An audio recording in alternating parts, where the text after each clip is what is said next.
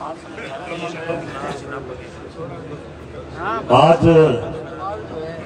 इस सफल धरने की अध्यक्षता कर रहे कॉमरेड लक्ष्मण सिंह जी, हरसुख जी चौधरी साहब, बंसी जी गोदा, प्रधान हमारे अशोक जी, हमारी विधानसभा अनूपगढ़ से विधायक शिमला नायक जी, हमारे PCC member Ram Kumar ji, block अध्यक्ष भी आए हैं रामेश्वर गोदारा जी, क्यामुद्दीन जी, भदनलाल जी, रामा जी और सभी विराजमान मेरे किसान भाइयों, मैं सबसे पहले तो आपको आपके सफल धरने के लिए मैं बधाई देना चाहता हूं कि आपका जोश देख करके और मेरे साथ जो खाजवाला से कार्यकर्ता आए हैं उनको भी प्रेरणा मिलेगी कि आंदोलन हो तो घरसाने जैसा हो। मैं आज कुछ खुलासा भी करना चाहता हूं। मैं उस वक्त बीजेपी का एमएलए था। मैंने सबसे पहले वसुंधरा जी को कहा था कि वसुंधरा जी, जो आप एहतराम जी और कॉमरेडों को बंद करके राजी हो रहे हैं, वहां एक ऐसी जन क्रांति पैदा हो जाएगी, आपके लिए आने वाले समय के लिए सरदर्द पैदा कर देगी। और वही हुआ कि उस आंदोलन में कॉमरेड तैयार हुए, पवन दुग्गल एमएलए बना। आज वो दूसरी बात है कि इनके चक्कर में आ गए और संघर्ष को भूल गए, विचारधारा को भूल गए, आज वो बीजेपी के सपोर्टर बन गए। मुझे वो आंदोलन भी याद है शाहजहांपुर का, मैं जिसमें गया था 1500 कार्यकर्ता लेकर खाजवाला से, उसमें जी पवन दुग्गल और उनकी पत्नी वहां आंदोलन करने वालों की सेवा कर रहे थे। लेकिन पता नहीं इस बीजेपी में क्या कला है कि आपके संघर्ष करने वाले लोगों को ये ले गए और मैंने हाथ में इस्तीफा दे दिया। मुझे बीजेपी की नीति पसंद नहीं थी। मैं उस वक्त नोखा से एमएलए था और मैं किसी की मेहरबानी से राजनीति में नहीं आया। यही संघर्ष की देन है। जमीन पे लड़ाइयां लड़ी जब मैं डुगर कॉलेज का स्टूडेंट था। हम अंबेडकर हॉस्टल को लेकर जेल में गए थे, 20-20 मुकदमे झेले, पर सरकारों के आगे झुके नहीं साथी। इसलिए मैं पहले ये भी खुलासा करना चाहता हूं कि अभी हमारे अगवा नेता प्रधान जी बैठे, गोपाल जी, भाई सुनील जी बैठे, भजनलाल जी बैठे, कॉमरेड बैठे, राजू जी,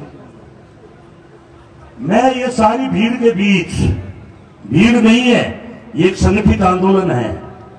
भीड़ को बिखेरा जा सकता है, आंदोलन को कोई भी सरकार तोड़ नहीं सकती। महात्मा गांधी के शरीर पर कपड़ा नहीं था, अंग्रेजों को झुका दिया था। इसलिए मैं कह रहा हूं, ये मैं घोषणा कर रहा हूं कि संघर्ष जो आपका चलेगा घरसेना में, हम आपके साथ कंधे से कंधा मिलाकर के, जब तक आपकी मांग पूरी नहीं होगी, हम कहीं भी जाने वाले लोग नहीं हैं। अभी मैं 3 बजे इसलिए जा रहा हूं कि पहली बार आपके आंदोलन से प्रेरित होकर बच्चों में भी किसान आंदोलन कर रहा है। कल मैंने पूगल, छतरगढ़, खाजूवाला तीनों जगह मीटिंग ली। आज वहां के अखबार भरे पड़े हैं।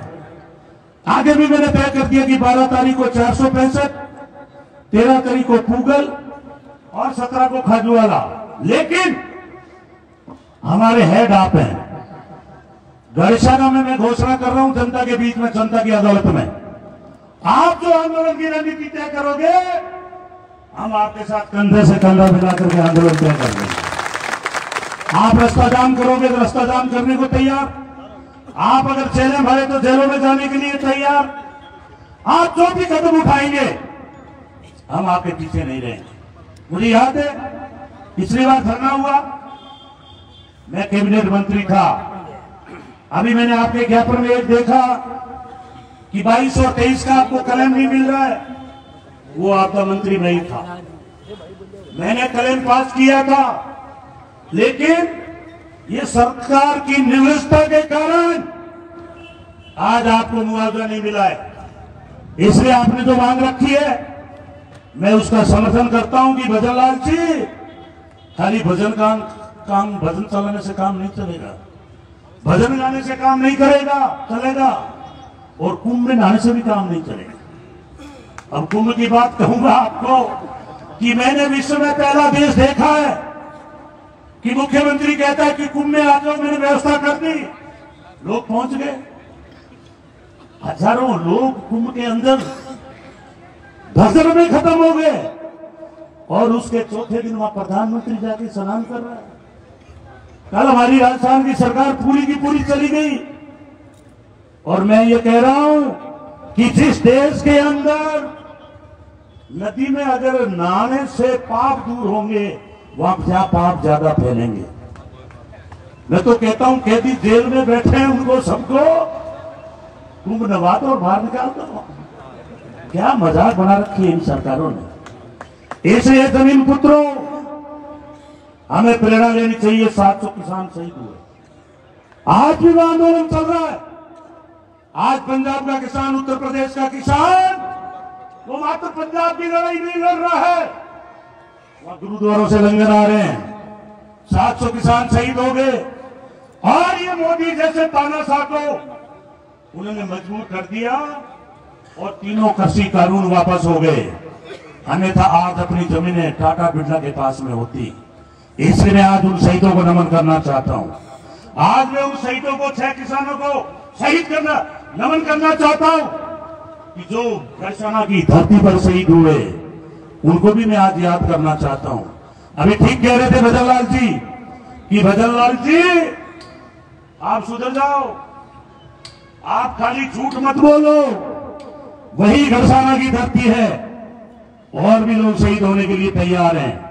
और मैं यहाँ के जो 36 कौम के लोग बैठे हैं, मैं आपसे निवेदन करना चाहता हूं, आप आगे बढ़िए। जो भी रास्ता अपनाएंगे, खाजूवाला का, विधानसभा का नहीं, बीकानेर का किसान भी आपका पीछे नहीं रहेगा। हम आपके साथ में रहेंगे, क्योंकि आपके साथ हमारा रिश्ता जो है, खून के रिश्ते से भी विचार का रिश्ता बड़ा होता है। खून का रिश्ता हो लेकिन खिलाफ चलता हो, काम का नहीं। हमारा विचार का रिश्ता है। विचार का रिश्ता इतना गंभीर होता है, इसलिए मैंने नमन किया है 700 किसानों को, और उसी रास्ते पे आप चल रहे हो। इसलिए साथियों, अगर मुझे लून कैंसर से वापस आना पड़ा, जो भी हमारे नेताओं का आदेश होगा, मैं मेरे 8 दिन के कपड़े साथ लेकर के आया हूं। लून कैंसर से वापस आ जाऊंगा, पर आपको पीठ दिखा के नहीं जाएंगे।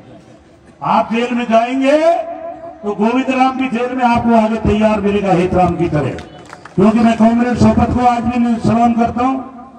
हमें जो उनके आंदोलन में रहे, बीकानेर से हमने पार्लियामेंट लड़ाई में उस टाइम युवा था, डूंगर कॉलेज का स्टूडेंट था। इसलिए साथियों, बहुत लंबी फहरिस्त है, इस देश में लोगों ने लड़ाइयां लड़ी। आज हमारे महात्मा गांधी को भी याद करना चाहते हैं कि एक बार 1930 में इंग्लैंड के सम्राट ने बुलाया। ये महात्मा गांधी क्या है जो पूरे देश में अहिंसा की लड़ाई लड़के और सबके नाक में दम कर रखा है। जब महात्मा गांधी उनके दरबार में गए, सम्राट ने पूछा कि महात्मा गांधी जी, आपके शरीर के कपड़े कहाँ हैं? तो उन्होंने धीरे से कहा कि कपड़े तो आप छीन करके लिए आए, इसलिए मैंने ऊपर कभी पहन नहीं रखा है। क्योंकि यहाँ का माल ले जाते थे इंग्लैंड में, रॉ मटेरियल यहाँ का था, देश लुट गया था। लेकिन महात्मा गांधी हो, चाहे सुभाष चंद्र बोस हो, चाहे भगत सिंह हो, उन्होंने पीठ दिखाने का काम नहीं किया। इसलिए मेरे किसान भाइयों, मैं जब आया, मैंने मेरे साहब को कहा टेंट छोटा पड़ रहा है, क्योंकि ऐसे आंदोलन भी कभी कभी देखने का मौका मिलता है। इसलिए मेरे किसान भाइयों, मैं आपको भरोसा दिलाना चाहता हूं कि मुझे आपने 5,11,000 वोट दिए पार्लियामेंट में, और अनूपगढ़ के अंदर मुझे लीड मिली है 9,000 की। इसलिए मैं पहले अनूपगढ़ की धरती में मैंने ज्यादा काम नहीं किया। एक दो मेघवाल सम्मेलन हुए, मेरे साथ पड़े हुए लोगों ने रखे थे, लेकिन मेरा आना जाना हमेशा बना रहा। इसलिए आज मैं भरोसा दिला रहा हूं कि 4 बार अर्जुन राम जीत गया, लेकिन मैं जब 3 में एमएलए था उस टाइम अर्जुन राम उद्योग की नौकरी करता था, दूर संचार में टेलीफोन ऑपरेटर था। ये जो अफसर होते हैं ये नेताओं की चमचागिरी करके आगे बढ़ते हैं।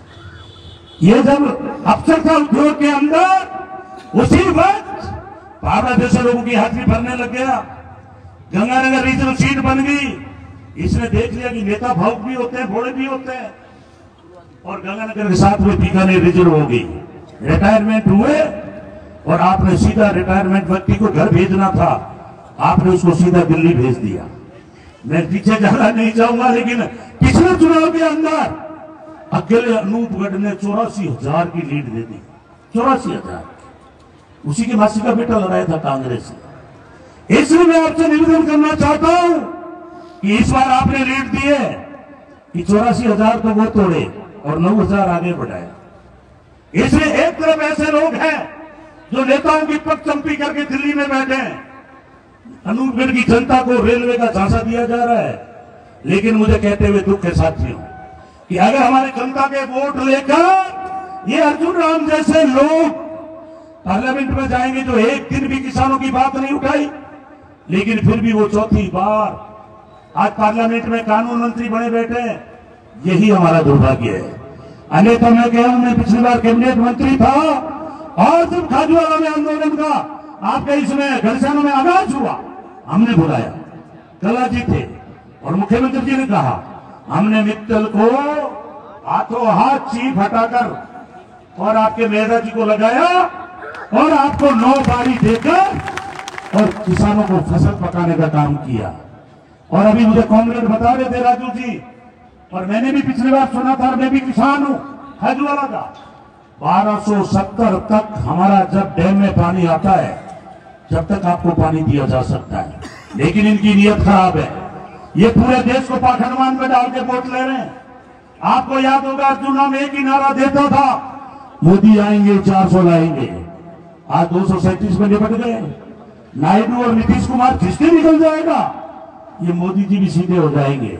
लेकिन साथियों, देश बहुत खतरनाक लोगों के हाथ में है। मैं जानता हूं कि यहाँ कुछ लोग वो भी बैठे हैं जो बीजेपी को वोट देते हैं, आंदोलन में जरूर आते हैं पानी के लिए।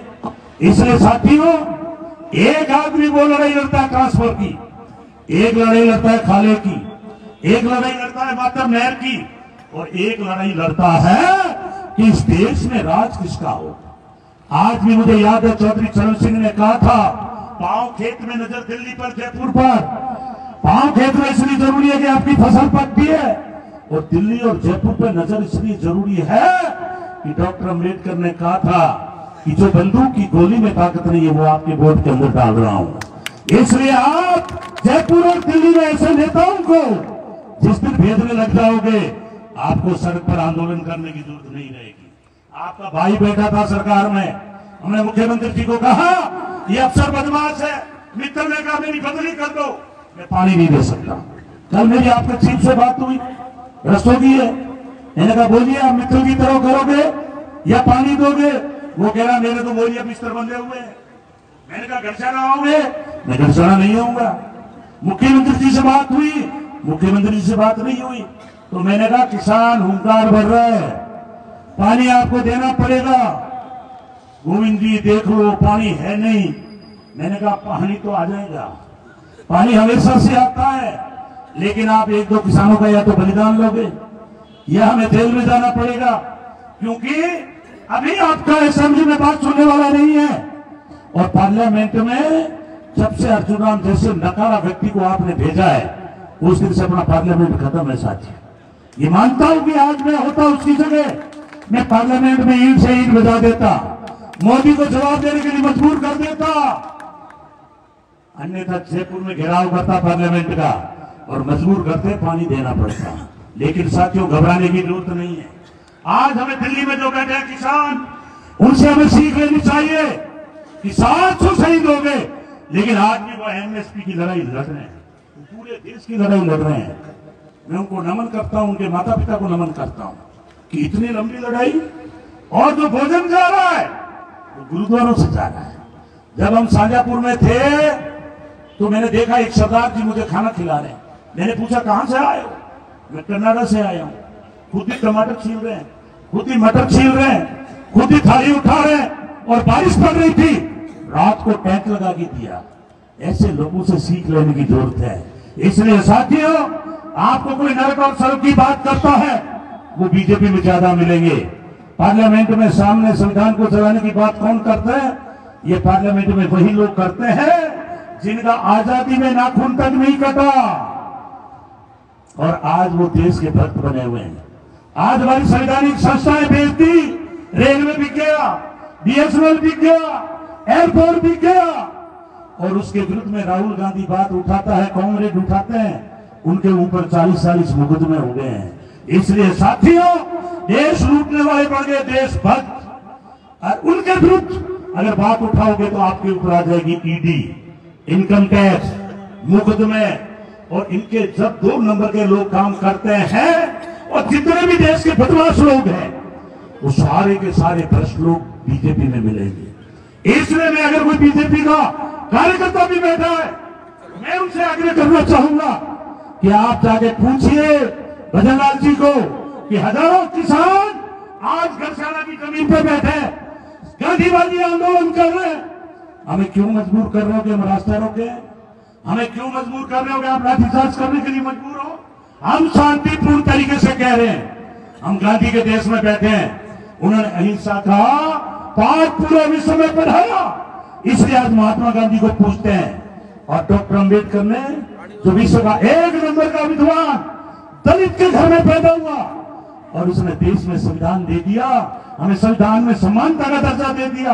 और ये बीजेपी वाले कभी मंदिर के नाम पे वोट मांगते हैं, कभी मस्जिद में जाके, मेरे किसान भाइयों, ये देश बहुत खतरनाक लोगों के हाथ में गया है। अब एक किसान नेता खड़े हुए थे, उन्होंने गोदी मीडिया की बात कर दी। गोदी मीडिया का मतलब ये मत समझना जो यहाँ खड़े हैं ये हमारे साथी हैं, ये किसानों के बीच के लोग हैं।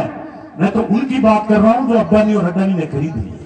आज आकाश बेच दिया पूरा अड्डानी को, जमीन के पॉइंट बेच दिया अड्डानी को, और समुद्र भी बेच दिया अड्डानी को। अपने हाथ में रहा क्या है? अगर सबसे कोई एमपी है तो उसका नाम अर्जुन राम है। आज वो कानून मंत्री बना है, इसको शर्म नहीं आती?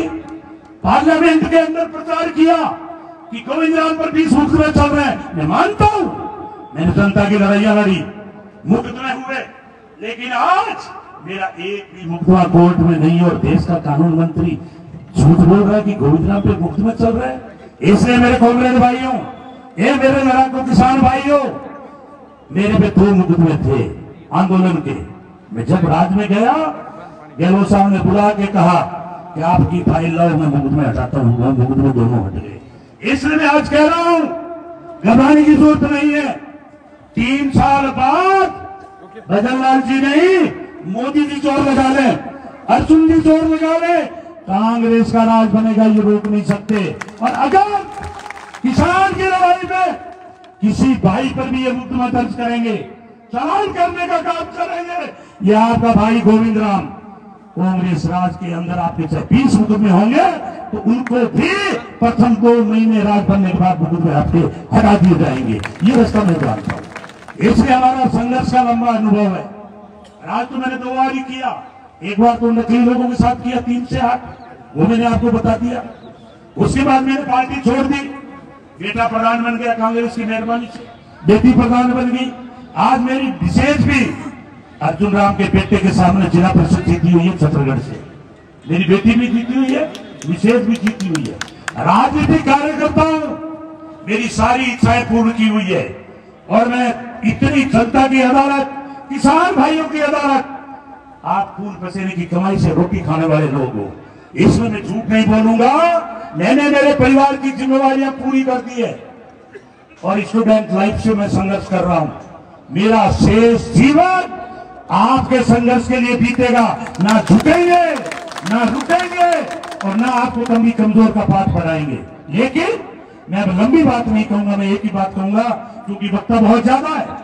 जो हमारी संघर्ष समिति आदेश देगी, वो कहेंगे कि गोविंद जी, आपको तो 24 घंटे नेशनल हाईवे बैठना पड़ेगा, गोविंद राम बैठेगा। चाहे पुलिस उठा के ले जाए, चाहे मुकदमे बनाए, चाहे कोई जो राष्ट्रीय सुरक्षा लगानी है वो लगाए, लेकिन किसान को पीठ नहीं दिखाएंगे।